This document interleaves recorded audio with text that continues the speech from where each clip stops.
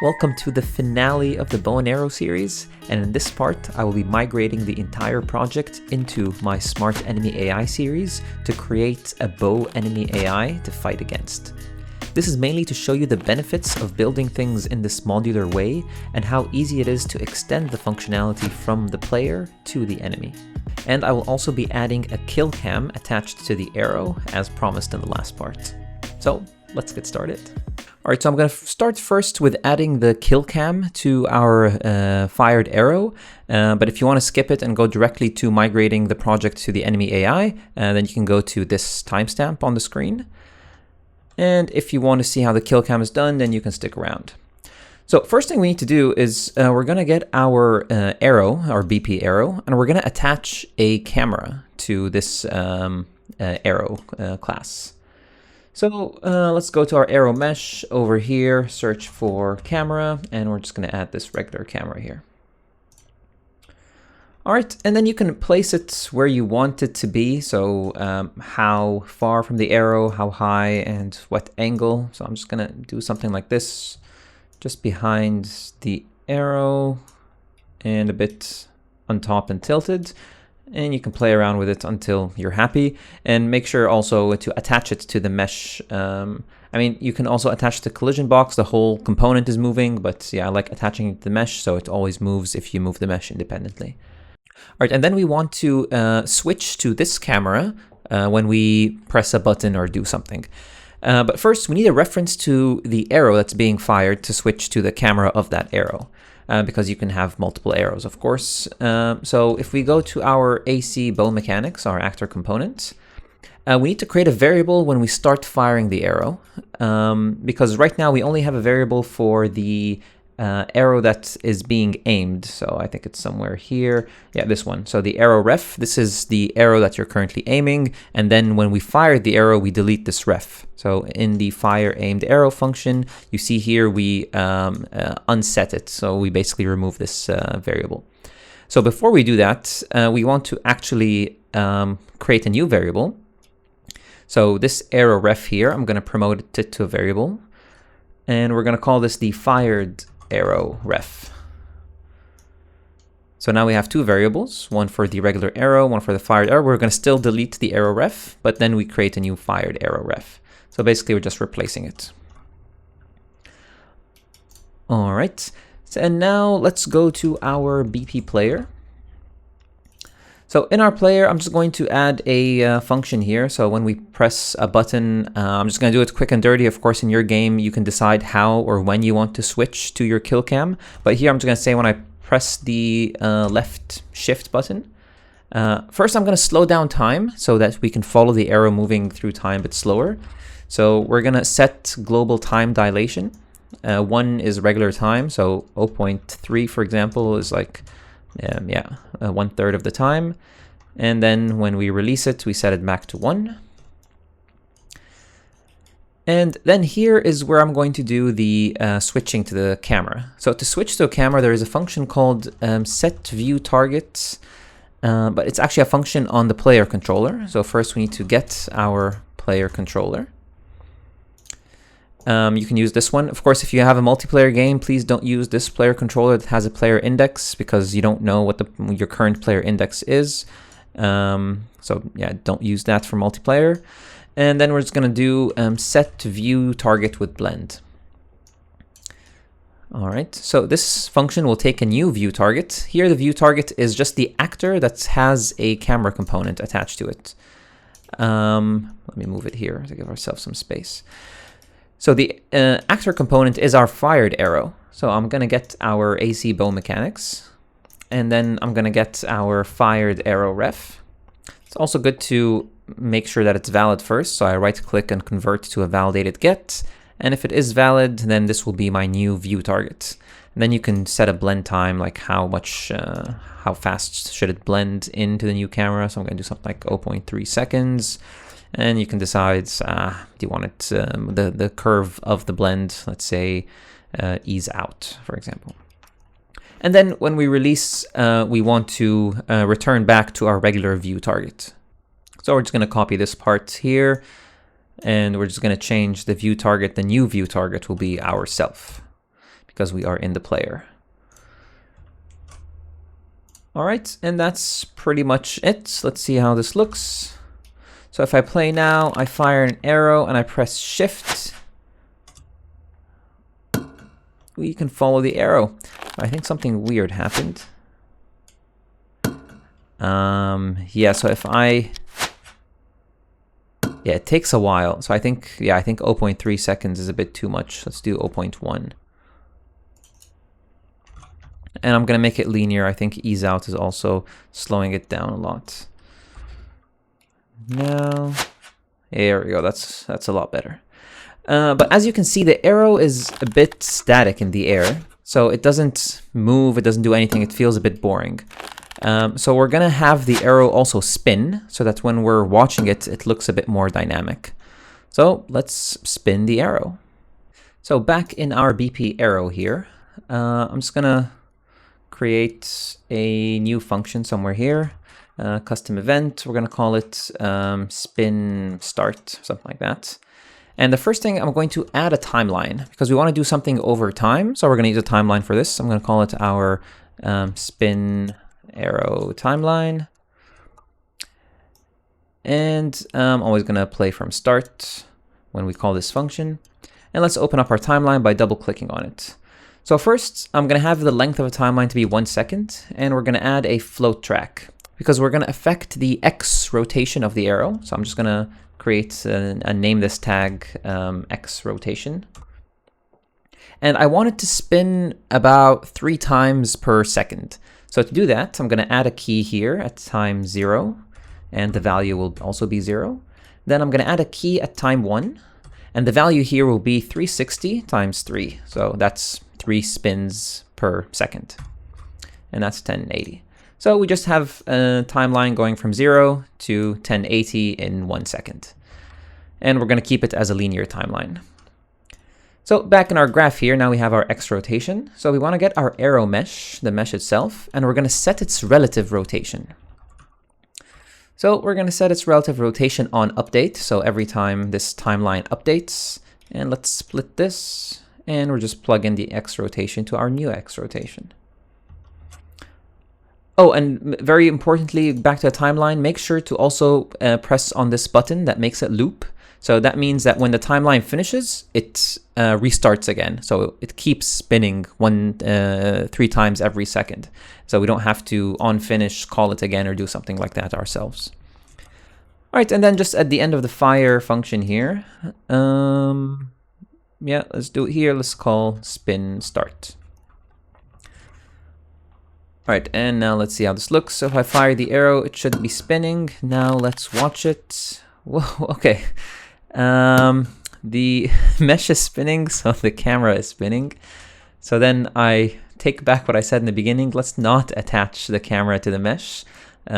Let's keep it attached to the collision box itself. And let's maybe move it back a bit. All right, now the camera shouldn't spin. There we go. So the arrow is spinning and the camera is static. Very nice.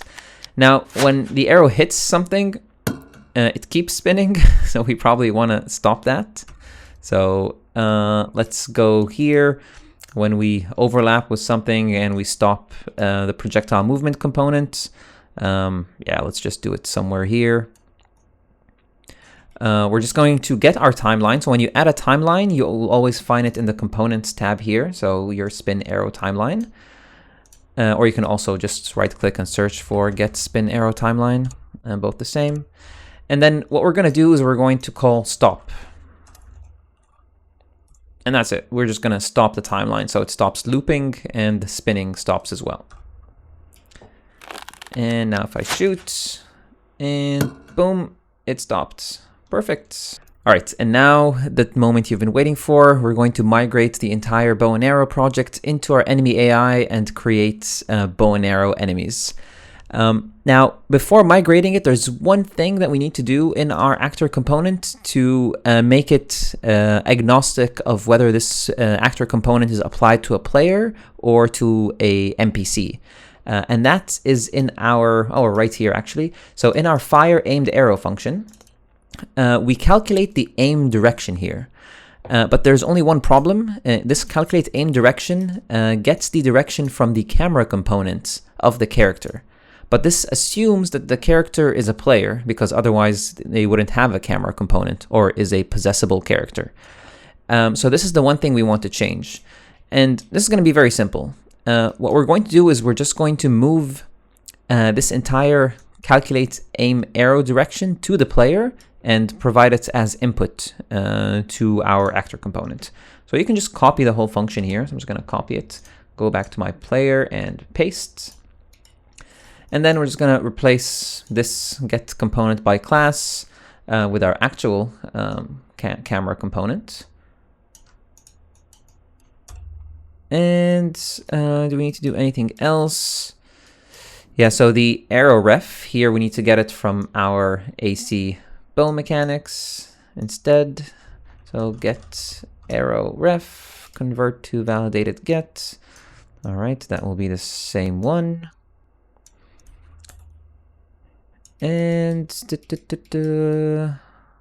yeah, I believe that is everything. All right. So now what we want to do in our AC BowMechanics here, instead of calculating the aim direction in here in this fire aimed arrow function, we're just going to have this fire aimed arrow function take as input the direction. All right, so now this whole function can be gone and the direction is taken from here. And let's also delete the function itself. But also where we call this function, so I'm going to find references. And where we call this function here, it also needs to take the input direction. So I'm also going to provide it as input on the fire arrow begin. And this is the one that we're actually calling from the player when we press the fire key. So back in my player here, if I go here to where we fire the bow, right here, now I can provide a direction. And I can simply just call my calculate aim direction and pass in the direction here. Perfect. So now this shouldn't change anything for us as a player, and it should still fire correctly in the right direction. What it changes is, of course, now we can call this function, or we can fire an arrow from our enemy and have them provide their own direction by calculating it their own way and not through the camera component as you would assume a player would do it. All right, so before we migrate, there's one very important thing you need to know. If you're migrating something from a project that is built with a newer version of Unreal Engine to a project built on an older version, it might not work. So what you first need to do is upgrade the older project to use the same Unreal Engine version. And to do that, it's very simple. So I have here the folder of the Enemy AI tutorial project. I'm just going to right click on the U project file here and go to show more options at the end. And one of the options was going to be switch Unreal Engine version. So I'm just going to click that and you'll see that it's on 5.2. I'm going to make it 5.3 to match the bow and arrow project as well. And I'm going to press OK, and that's pretty much it. It's now a 5.3 Unreal Engine project. And now we can begin migrating. And migrating is very simple. If you right-click on a folder, so I'm going to right-click on a folder here, you can say right-click migrate. And you can even right-click on one of the assets just themselves, right-click asset actions migrate. And if you do that, it's automatically going to migrate this file and anything else it depends on as well. So you'll see that it has all of the audio from the audio folder, everything from the bow, the animations, the arrow, etc. So we want all that. The particle effect, we want this. The VFX, yes, so we want all of that. So I'm going to say OK. And then it's going to ask me where do you want to migrate it. So I'm just going to search for my Unreal Engine projects, and right here is the Enemy AI tutorial, and make sure to pick the content folder. And I'm just going to say select folder. And then it's going to migrate all of the files for me. Nice. Now let's jump into the Enemy AI project and see what we have. right, so I'm here now in my enemy AI project where we have some basic enemies. They can do attacks, player also with the attack and block and so on. Now, if I look at my content folder, I'll see now I have a bow folder with all of my bow stuff here. Perfect. We have our animations, we have our mesh, and so on.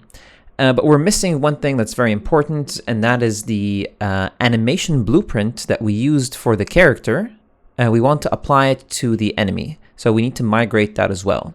So I'm going to go back to the bow project for a second. All right, so here back in our bow project, we have in our content folder and in our player, we have this animations folder. And I want to migrate the entire folder, so I'm just going to right click and migrate. And it's going to ask me to migrate a few things as well that this folder depends on, but we already migrated the audio, we migrated the bow. We don't want the characters, we already have characters there. The player, yes, we want everything in the player animations folder. And we don't want the VFX, we already migrated those. So just the player animation folder. And press OK. Pick our content folder again. Nice. And now I'm going to close this. And back here, we should have now in our player these animations. Great. But of course, these are not player animations because we want them to be on the bow enemy. So I'm just going to move them or rename them where we have all of our animations. I think we put them somewhere in character. Yeah, here. So I'm just going to move it to this characters folder. Player animations, move it to character. Great, and I'm just going to rename this to bow. Let me make it more specific, bow enemy, so not to be confused with the actual bow animations. And the ABP player, I'm just going to rename it to ABP enemy bow. Perfect. All right, so now we want to create our bow and arrow enemy. So what I'm going to do is I'm just going to simply go to my enemies folder and I'm going to copy the ranged enemy. So let me make a folder also, call it bow enemy. And I'm going to just copy the range enemy and call it BPP enemy bow. And I'm going to put this in the bow enemy folder. All right, so we're going to keep a few things and change a few things.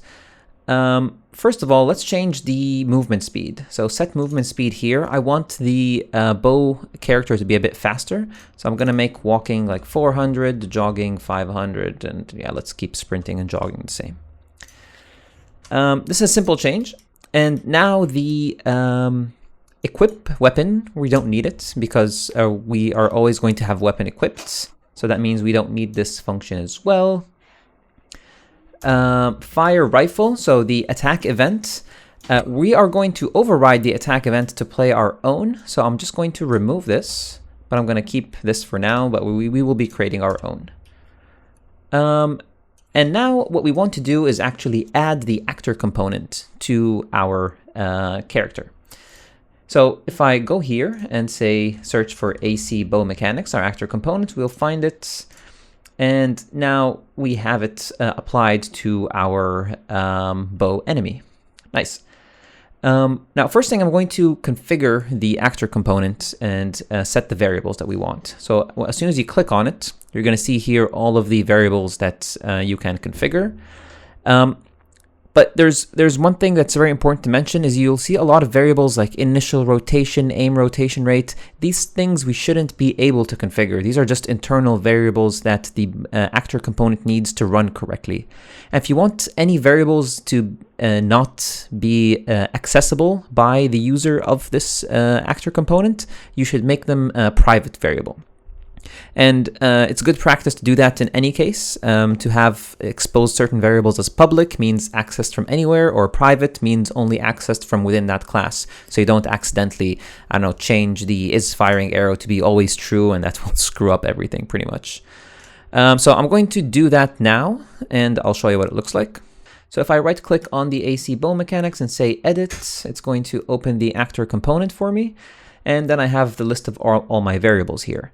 So the bow class and the bow socket name, these things you want to be accessible and configurable from outside. So I'm not going to change them, but something like character ref, you want it to be private. So I'm just going to check this box. That means only this class, so only the AC BowMechanics can see, can get or set this variable. The is aiming and is firing arrow, we actually use them in the animation blueprint. So I'm going to keep them as public. I'm not going to keep them as private so that the animation blueprint can get these variables. But this is not the preferred practice. The preferred practice is to have them private and have a function to get them and a function to set them. So you have your getters and setters while the variable itself is private, so you don't accidentally change the variable. But for now, I'm not going to do that. Things like aim rotation, initial rotation rates, all these things are going to be private. I'm not going to go over all of them, but you get the idea. Anything you don't want to be accessed from outside to make it private. So I'm just going to do all of these things off camera and show you what I'm keeping as public at the end. All right, so I made all of the variables private except for these ones, which we actually need to configure. So for our bow class, it's just going to be our BP bow. It's the only bow we have. The bow socket name, we still have to create it, but I'm just going to name it for now, bow socket.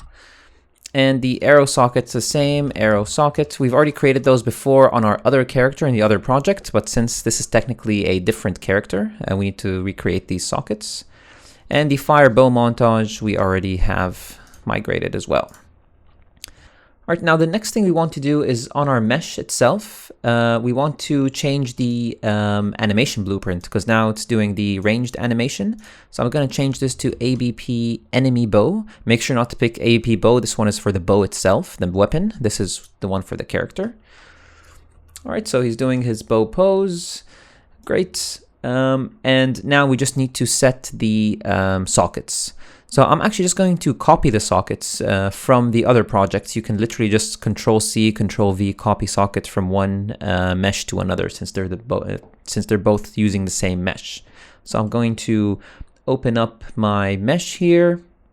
All right, so now I'm going to switch to my, this is my bow project, and we have our mesh here. So I'm going to open this. And you'll see that we already have, we created these sockets, of course, the bow socket and the arrow socket. I'm just going to literally Control-C on them. And back here to my enemy AI project, I'm just going to Control-V. And let's make sure they... Yeah, there we go. So make sure you are selecting one of the bones before you Control-V. So now I have my bow socket here and my arrow socket here. Correct. Let's see if this works by putting our bow enemy in the world. So just placing him somewhere here. And if I play, and there is our enemy holding the bow equipped nicely. Very cool. All right. All right, now what we need to do is actually have the bow enemy attack. So in our attack function here, it's going to be quite simple actually. So we're going to get our AC BowMechanics. And the first thing you need to do before attacking is you need to draw the bow, right? So we're going to call draw begin. And then we want to have a certain delay, so how long to draw the bow for. So I'm going to do a delay, and I want this delay to be random so that the enemy is a bit unpredictable. Maybe they draw it for 1 second, maybe they draw it for less, and so on. So I'm just going to do a random float in range, and I'm going to say a random duration between 0.5 and 1 seconds. So it has a different behavior every time. And then after that, we're just going to call fire arrow begin. And as you recall, we changed fire arrow to take direction as input for this exact reason. Now the direction that we want the enemy to fire is in the direction of their target. And it's pretty easy to calculate that. There is a get unit direction function that takes a from vector and a to vector. So it's going to be from the current actor, which is the enemy, from their location. So right click and search for get actor location. And to the location of the attack target. So pull off of attack target and say get actor location as well. And that will be our direction. And at the end, it's very important to call attack end, which is an interface function. Make sure we always call attack end at the end of any attack. This is what we used to do for the enemy tutorial, if you recall, or if you followed along with that. All right, so now we have an attack function. We just need to call it. And we usually do this from our behavior tree. Now, I actually prepared a very simple behavior tree as not to go into the logic of it, but it's pretty much a copy of the ranged behavior tree with one small change. So behavior trees, we have here our BT enemy bow. So this is pretty much the same exact thing as the ranged enemy. I just deleted the healing function to prevent this from healing. Oh, this is a mistake. I added this task, this bow attack task, and then everything else is pretty much the same EQSs and so on. Now this bow attack is also the same as the ranged one mostly. It does the same as all the other attacks, all the things to reserve a token and so on. And here is where the big difference is. All it does is really it just gets the actor component, the AC BowMechanics, and calls aim begin first before doing an attack, because you need to aim before attacking. Of course, I can have the aim also be part of the attack function itself, but I felt it's better to have it as a separate behavior. And that's really it. And then at the end, we just call the attack function. And when it ends, we finish execute and we stop aiming. Pretty much everything else is the same. Now what we want to do, now that we have this behavior tree, we want to start using it. So in our BP enemy bow class again, let's go here and search for behavior tree because it's a variable, if you recall. And I'm just going to make it, change this to bow. That's pretty much it for our enemy. So let me go back to the world, let me delete the mage, and now we only have this ranged enemy, this bow enemy, and let's see if the attack works. He's drawing. Nice, he did attack us. Now, of course, you see the arrow is, yeah, it hits us in a very awkward position and just stays there. This is the next thing we want to fix. How to actually have the arrows stick in a more realistic way in any mesh. So we're going to do that in our arrow blueprint. So search for BP arrow. And here, when the collision happens, when we overlap with something, what we do is we just attach it to the component that we hit. So you see we attach actor to component and we use this hit component. But the problem is this hit component is not the mesh. It's actually the capsule. Let me print it to show you. So I'm going to print this hit component. And you'll see on the top left, as soon as we get hit, it's going to print collision cylinder. And that's the actual capsule, something that's hidden, doesn't have any bones, so colliding with it will give you this very weird behavior. Now, the mesh itself doesn't have collision on it, that's why the hit component is the cylinder. And even if the mesh did have collision on it, it's likely it would hit the cylinder first before hitting the mesh, because the cylinder is wider. But anyway, how do we overcome this? Well, we don't actually check what we hit, we check the actor itself and see what components does this actor have. So if I get my hit actor here, or you can also get it from here, it's the same. So if I get my hit actor, I can check if I can get a component by class. So we want to search if it has a skeletal mesh. So I'm going to search for skeletal mesh component here. So if this is valid, so pull off and say is valid. If this is valid, that means that this component has, or this actor has a skeletal mesh. So we're going to do a different attach actor to component. I'm just going to copy it here. So if it is valid, I'm sorry, it's going to be a bit messy, but you'll get the idea. If it is valid, we are going to attach to this skeletal mesh instead. So this is going to be our new parent. And the socket name, we want to also attach to a bone. We don't want to just attach to where we hit. So there is a function called, I think, closest bone, something like that. Nearest bone. What was it? Find closest. Let me remove the context search. Yeah, find closest bone. Yes. And the target is a skeletal mesh or a skinned mesh. So we just pull off of this one, and we can put back our context sensitive search. And the test location, so closest to what location? And that's going to be our hit location here. So we're going to find the closest bone on this skeletal mesh from this location. And it's just going to give us a value. We're going to plug it here into the socket name. Now, the scale and rotation keep world, but the location is very important to say snap to target because we want it to take the location of the bone. So it hits the bone and then takes its location. And if it's not valid, we do the regular attach actor to component and also make sure that off of this attach actor to component, we still continue execution. All right, so basically we just got a mesh, and if we do find a mesh, we attach to it and its bone instead of attaching to whatever component we hit. Now, let's see how this looks now. So an arrow is coming my way. Nice, so it's hitting my arm, and you can see that it moves as I move my arm quite realistically. So let's try to get something else hit. Yeah, now my other arm is hit. Perfect. I think this looks very realistic, a lot better than the other one. Nice. Now, the final thing is you'll notice that when the arrow hits us, it doesn't actually do any damage. So this is the next thing. We need to make the arrow damage the characters. So to do that, we need to know when the arrow hits something and then apply damage on that moment. So that means we need to dispatch an event somewhere here, actually on overlap. So in my event dispatchers, I'm going to say on arrow impact. This is the event.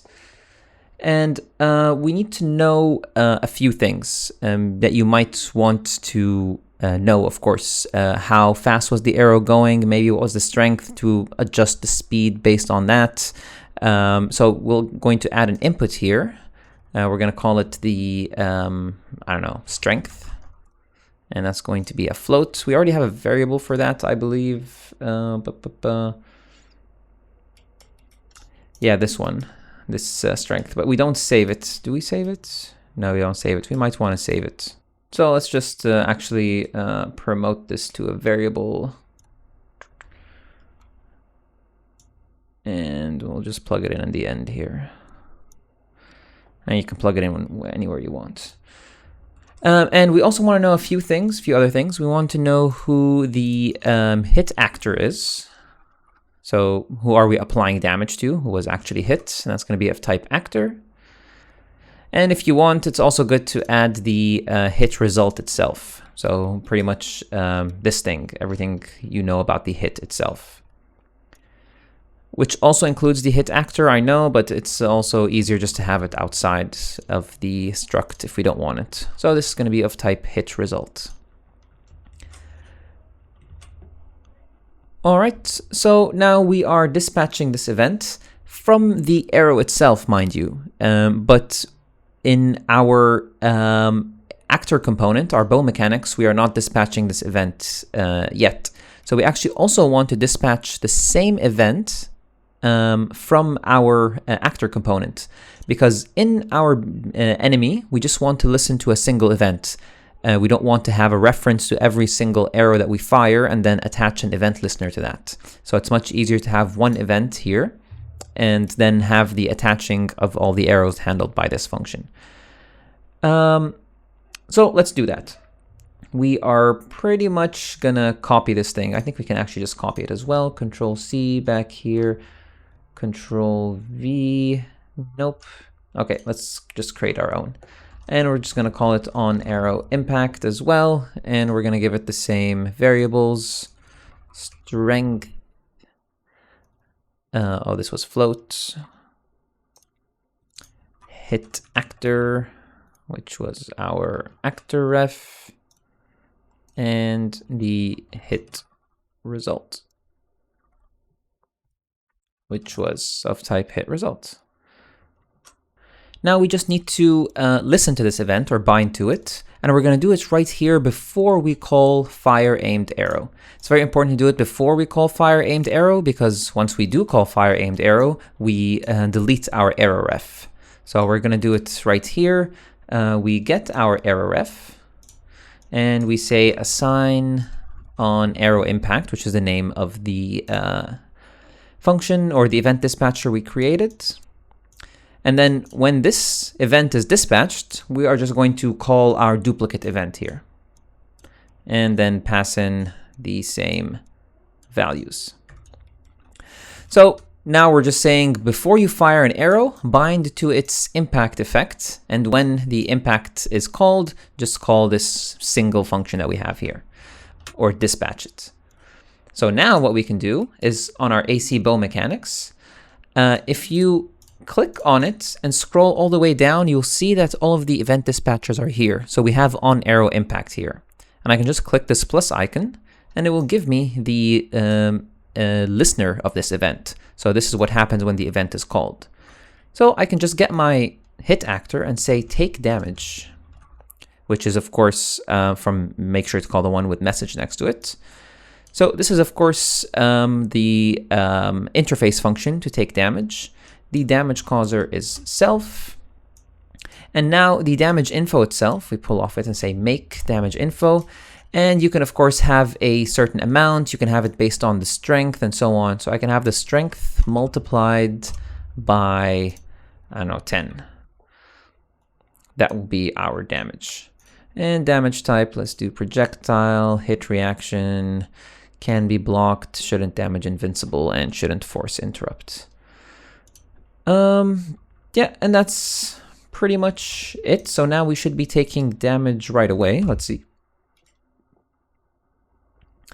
So now he's gonna hit me and nope, I did not take damage. Let's see, why is that? So first of all, is this being called? Let's print it. Hit me. Nope, it is not being called. So that is probably why. Now let's see. If this is not being called, that means that this is probably not being called. Which means that...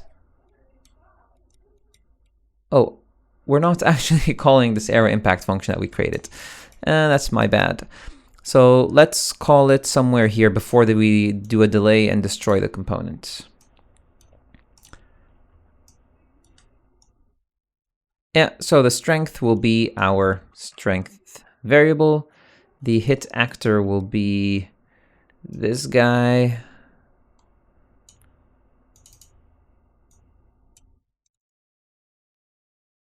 And the hit result will be this. Whoa, whoa. Okay. Now it should be working. And boom, there we go, taking damage. And the more he draws his bow, or the longer he draws it for, the more the damage will be. Excellent. And of course, since he's aiming at my direction, if I'm moving, it's going to be harder for him to hit me. But if I'm standing still, it's going to be pretty easy. Very nice. Now to conclude this, let's do a enemy versus enemy battle. So let's have the bow enemy battle the mage enemy. Let's just make sure they are on different teams. You'll be team 1 and you're already team 2. All right, and let me play from here so they don't see me, and then we start watching the fight. All right. So the bow enemy is non-interruptible, so it's very hard to interrupt him, but the mage enemy can heal and teleport. So they both have their advantages and disadvantages. Uh-oh.